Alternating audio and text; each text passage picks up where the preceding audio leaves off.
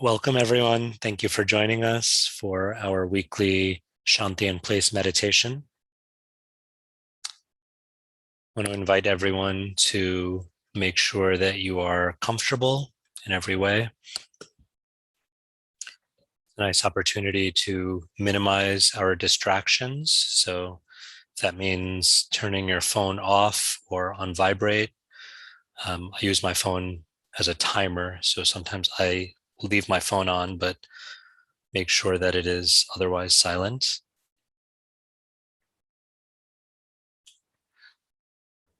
Adjusting whatever we need to adjust, perhaps closing a door or letting folks around us know that this is time for us to take a break and to cultivate peace within, Shanti within.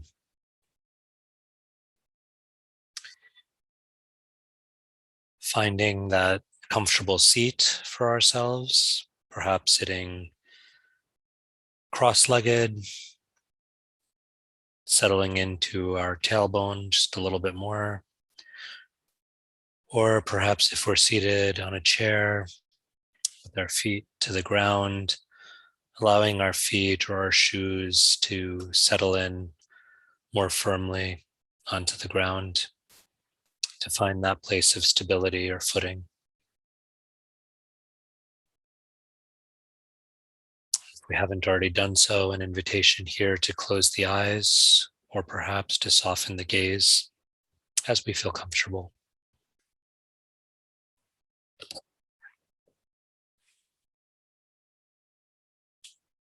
We will begin our meditation practice with the ringing of the bell. And then we'll take 3 deep breaths in together, breathing in deeply, holding the breath for just a few beats, and then exhaling, carrying that exhale out just a little bit longer for a stretch, a lengthening of the breath.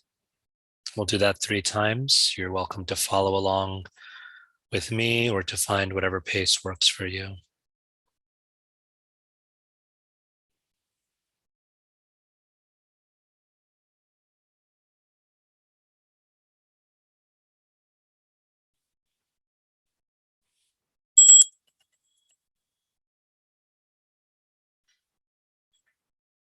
Taking a deep breath in,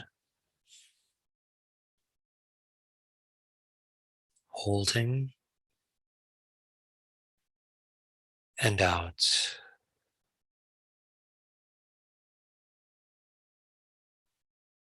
Again, in,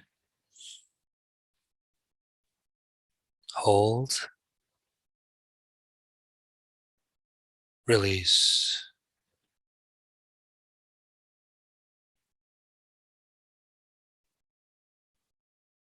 One more time, in, hold, and out.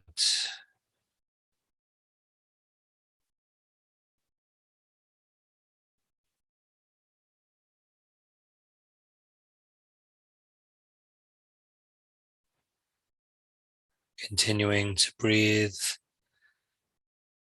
perhaps allowing the breath now to return to resume a more natural, comfortable pace.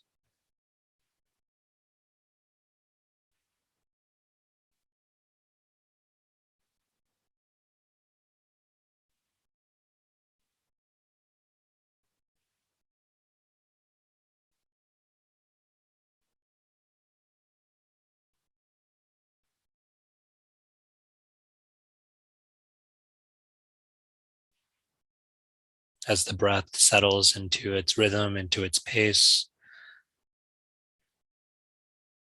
perhaps just taking stock of whatever sensations we're experiencing.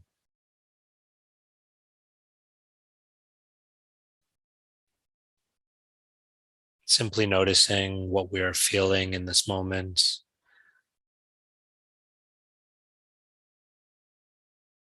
as we allow the breath to find its place of comfort.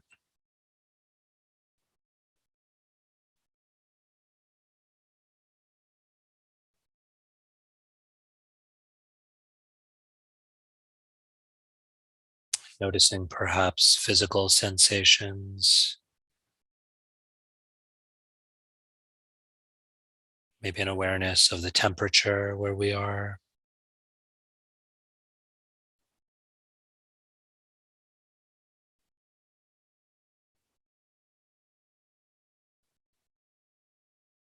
Noticing perhaps any lingering sounds, scents.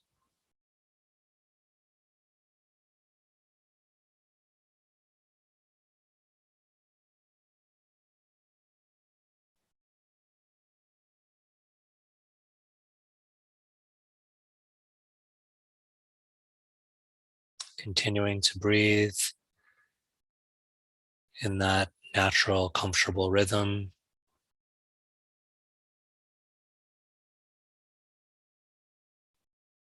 Noticing now any sensations at all in the body, any areas of the body that feel particularly tight or closed.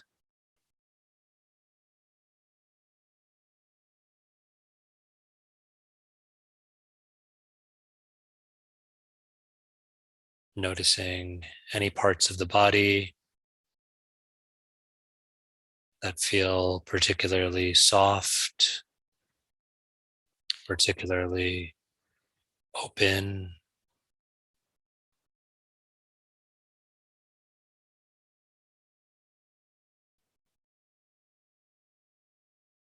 And allowing ourselves here perhaps a moment to make any slight adjustment or movement, anything we need to do to bring the body to a place of more comfort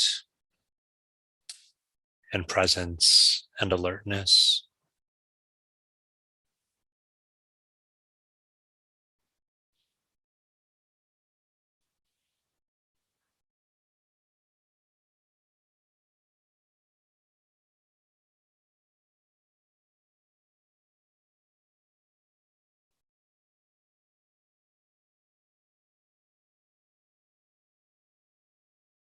Allowing our awareness now, our power of noticing,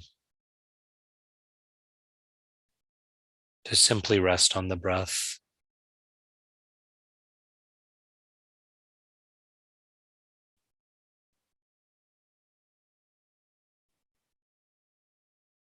All this means is choosing to notice our breath, to pay attention to our breath.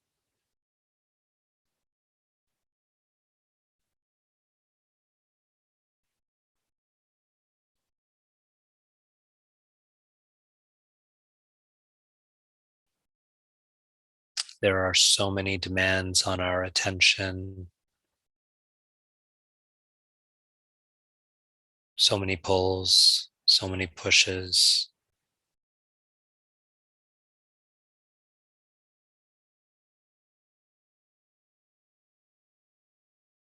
Our attention is so valuable.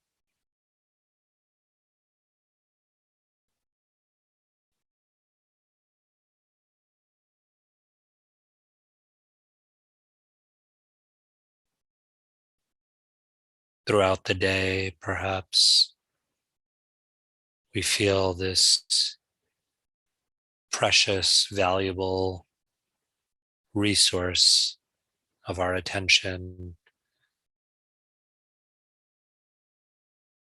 being pulled on, being enticed,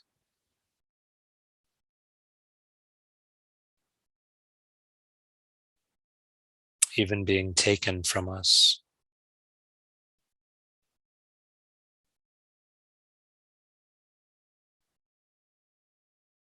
how easily we give away this most precious resource we have, our attention.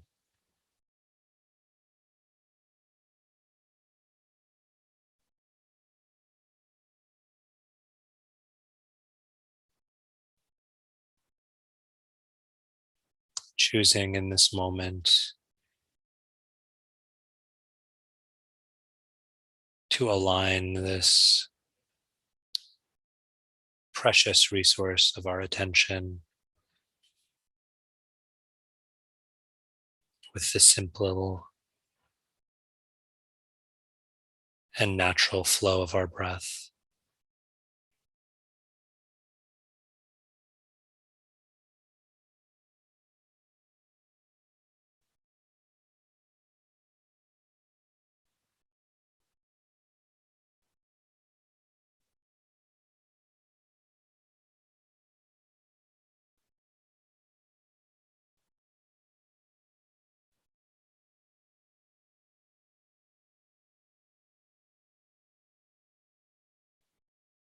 If we feel our attention being pulled away from the breath, if we notice our thoughts wandering,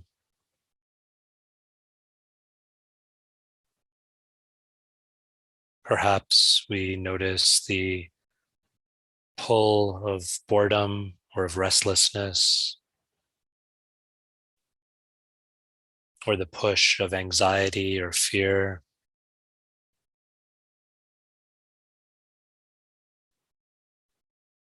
Or if we notice perhaps some inner chatter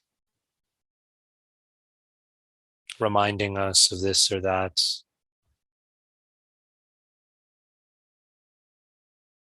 trying to convince us that we have so many other things to think about, so many more important things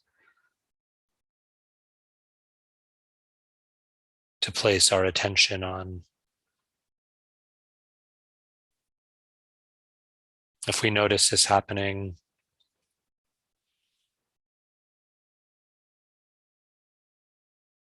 we can recognize it's natural, it's simple, it's something that puts us in good company.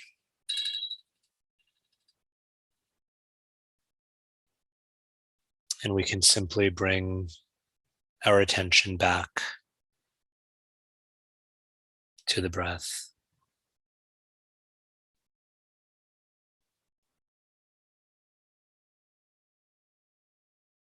Wherever our minds, wherever our thoughts wander,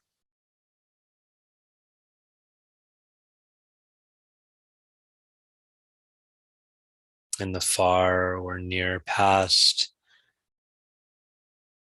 in the distant or close future,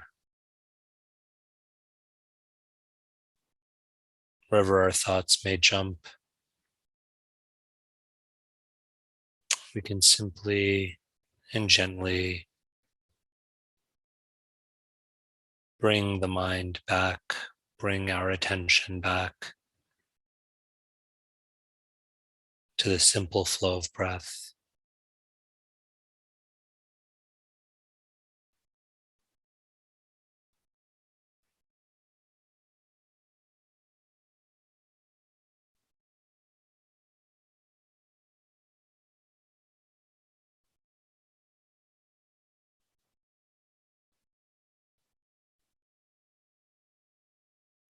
In a few moments, we will bring this meditation to a close,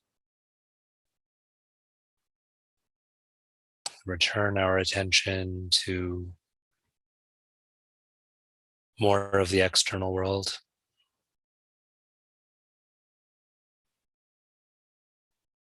But in these final moments, an invitation here to lean in just a little bit more deeply.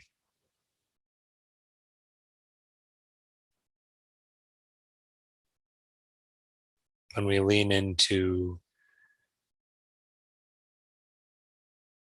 this simple act of paying attention to this breath, we're retraining our minds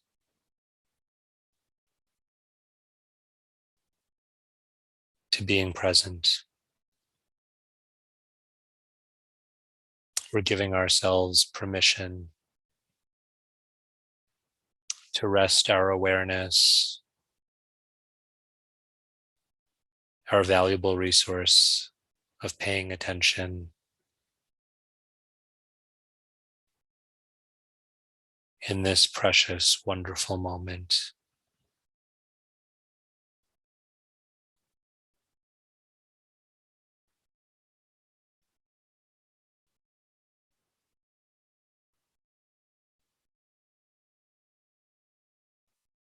We'll take one final deep breath in together, hold the breath, and then release the breath with the chanting or simply hearing of the sacred syllable Om, the sound of infinite possibility, eternality, pure being and awareness.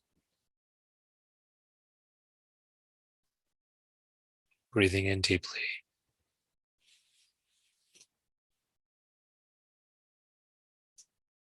Om.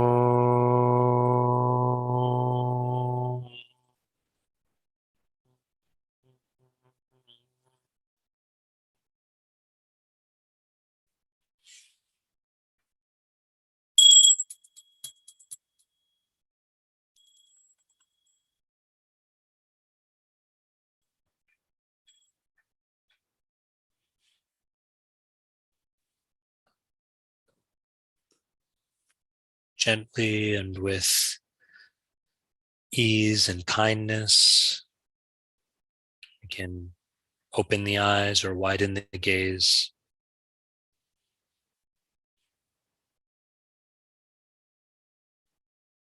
And with the same kind of intention that we employed to bring our attention to our breath, we can employ that same intention to bring our awareness, our power of paying attention to our external surroundings, to the room that we're sitting in, to our computer screens or phone screens, to our gathering, to one another. I know most folks have their cameras off, or if you're watching through YouTube, maybe it's harder to remember that even these virtual gatherings are a communal experience. This is, as it's said in the Sanskrit language, this is Sangha, this is satsang, this is a gathering together. So just as we choose to,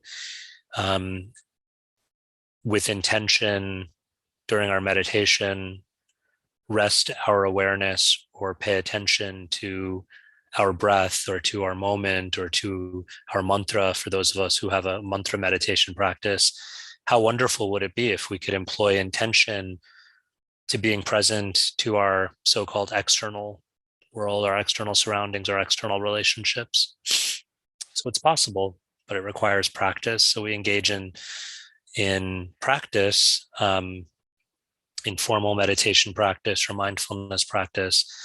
We do that as a way of building that ability of training ourselves, so to speak.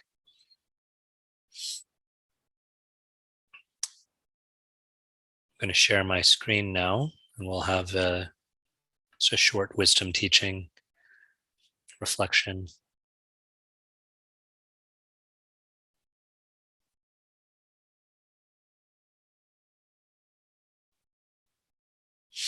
Hopefully everyone can see this clearly.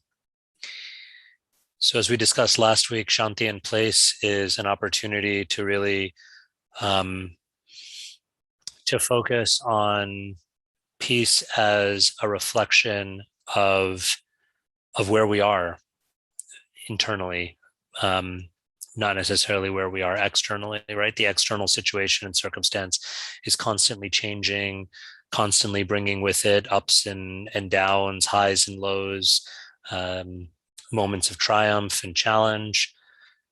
But what we try to do through cultivating a meditation practice is really focusing that attention on cultivating stability and groundedness within, that allows us to experience what's going on in the external, but not be dependent on it or beholden by it or controlled by it.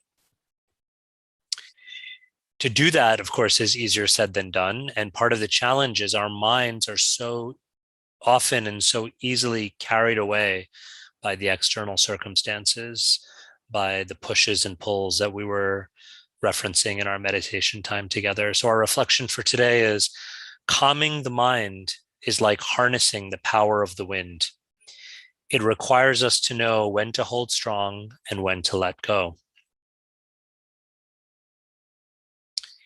This reflection very much is drawn from a powerful section in the Bhagavad Gita where Arjuna reveals his doubt on the difficulty of disciplining or curbing the restless mind. And Krishna gives his recommendation for how to do it. Chanchalam hi mana Krishna pramathi balavadridam tasyaham nigraham manye vayur eva sudushkaram. Arjuna says, the mind is restless, turbulent, obstinate, and very strong, O Krishna. And to calm it, I think, is more difficult than controlling the wind. Krishna responds, Shri Bhagavan Uvacha, Asamshayam mahabaho mano durnigraham chalam abhyasena tu konteya Vairāgyena cha grihyate. Lord Shri Krishna said, O mighty armed Arjuna, it is undoubtedly very difficult to curb the restless mind, but it is possible by abhyasa and by vairagya. So abhyasa and vairagya, what are these two terms, these two Sanskrit terms? What do they mean for us? So let's take a deeper look. Arjuna gives this wonderful, vivid imagery of controlling the wind. He says, Krishna, it might be easier to control the wind than it would be to control the restless mind, to curb the restless mind, to calm the restless mind. In other words, when there's a powerful gust of wind, what question is there of controlling it? Usually what happens is a powerful gust of wind, it feels like it, rather than us controlling it, it feels like it has the power to just pull us away. Many of us have had this experience that we see depicted in this image on the screen of a powerful wind can just, even despite our best efforts, can just pull on us. Just like if you have an umbrella in a storm and sometimes this gust of wind comes in, it just turns the umbrella inside out. And so in a similar way, when we face the storms of these challenging circumstances and situations, when we face the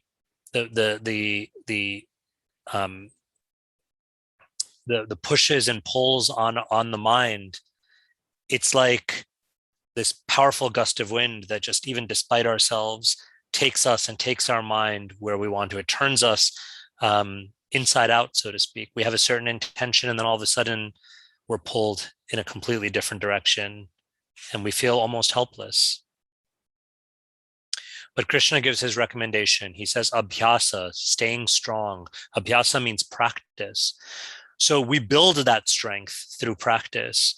We realign our relationship with the mind. We're so used to, in our everyday lives, in our day-to-day interactions, in things big and small, whether it's something at work or something at home or something as simple as being stuck in a traffic jam or not finding a parking spot. The mind, we're so used to our minds just being pulled this way and that, and then taking the rest of us and taking our intention with it. But what if we could realign our relationship with our mind as we do in meditation practice? So what do we do when we sit in meditation practice? We retrain ourselves where, yes, the mind will wander, the mind will go here and there, the mind will be pulled and pushed in these different directions, but we retrain ourselves, we realign, or we bring our minds back.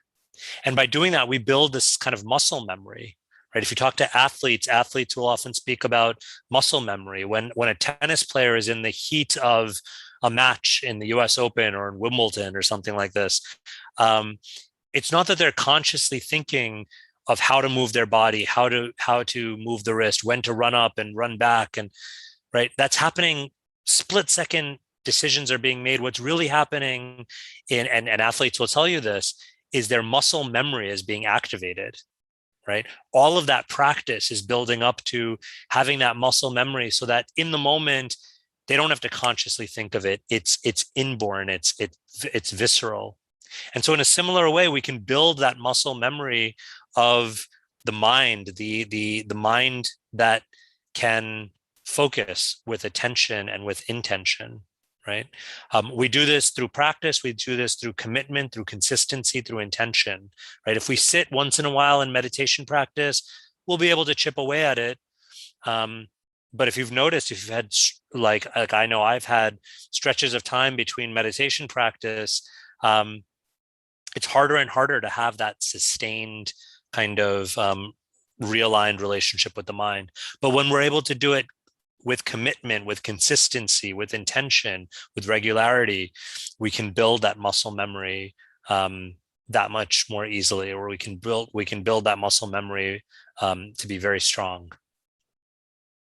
The second part is Vairāgya, is learning to let go. So yes, there's the active practice, but there's also, as part of our approach to meditation, there's letting go. There's letting go of expectation or plans. We may have so much expectation of how we want our practice to be, how we want to show up, but we need to learn to let go of those expectations and plans to become more comfortable with change, with the unexpected. Part of that is letting go of the desire to control, recognizing there are factors beyond my control. Let me learn to be more flexible, right? When we're rigid, then like a very rigid stick, or a branch, it can snap very easily.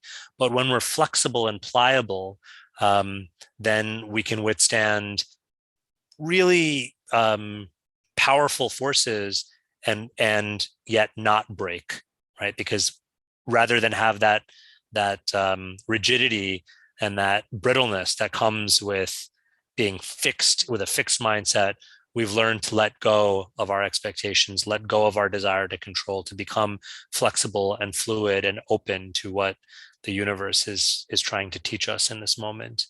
And of course, when we're able to do that, then we're able to be kind to ourselves and kind to others. We're able to loosen the string. We're able to know when and how to, in a healthy way, give some slack and allow some room for ourselves rather than constantly be beating ourselves up, right? So it's being strong in our practice, abhyasa, but it's also being flexible and fluid and learning to let go, vairāgya. Now, we looked at an image of the wind kind of pulling us. But if we can learn to realign, if we can learn to harness the power of the wind, then just as a child is able to very gleefully enjoy tapping into and connecting to the power of the wind, like in flying a kite, right? When we fly a kite, it's about learning how to go with the wind, how to pull the string back when we need to, how to give slack when we need to, right? How to play with this powerful force of the wind. And so in the same way, or in a similar way, through our meditation practice, through learning this art of abhyasa and vairāgya, we're able to harness the power of the wind. In other words, we're able to harness the power of the mind and learn how to befriend the mind, how to calm and curb the mind so that we can direct our intention or direct our attention and our awareness rather with intention and purpose. So our reflection again, calming the mind is like harnessing the power of the wind. It requires us to know when to hold strong and when to let go.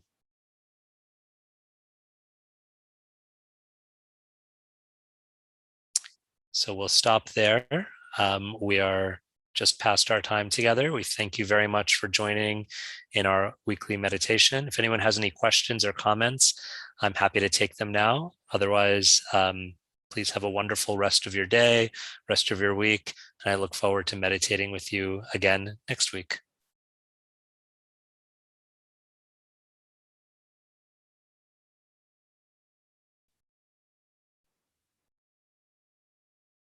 Okay, thank you all so much.